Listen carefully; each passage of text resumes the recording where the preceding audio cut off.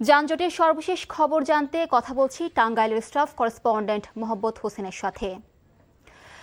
মোহাম্মদ, ঢাকা টাঙ্গাইল মহাসড়কে যানজটের অবস্থা কেমন দেখছেন এবং যানজট এখনো আছে কিনা জানাবেন আমাদের।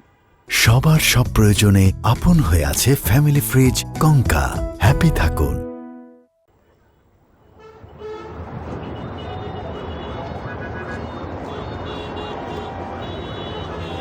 মিলিয়ে ধন্যবাদ। আসলেও এক কথা যদি বলতে চাই, ঢাকা টাঙ্গাইল যমুনা সেতু মহাসড়কে কিন্তু এখন ভয়াবহ যানজটের সৃষ্টি হয়েছে।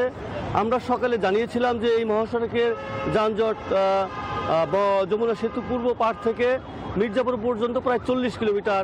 তো ধারণা করা হচ্ছে এই যানজট কিন্তু আরও দীর্ঘ হয়েছে, সম্ভবত 50 কিলোমিটার ছাড়িয়ে গেছে। তো আমি এই মুহূর্তে দাঁড়িয়ে আছি নগর জলপাই বাইপাস এলাকায়। এই বাইপাস এলাকায় এই যে আপনি পিছনে যে আমার যে সারিবদ্ধ গাড়িগুলো দেখছেন, এই গাড়িগুলো কিন্তু 10টার থেকেই এখানে এইভাবেই দাঁড়িয়ে আছে।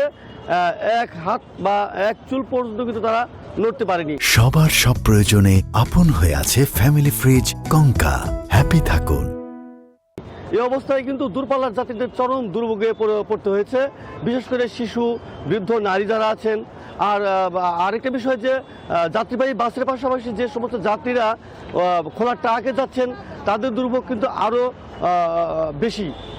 আমি পুলিশের সাথে কথা বলেছি, তারা বলেছে এই যানজটের মূল কারণ হচ্ছে গত রাত্রে গুড়ি গুড়ি বৃষ্টি ছিল। ভোর রাতে টাঙ্গাইলে কিন্তু প্রচণ্ড বৃষ্টি হয়েছে, মুষলধারে বৃষ্টি হয়েছে এবং সকালেও প্রচণ্ড বৃষ্টি হয়েছে।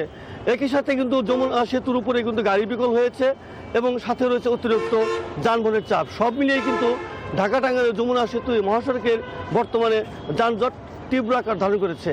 তো এই জানছিলাম মহাসড়কে যানজটের খবর।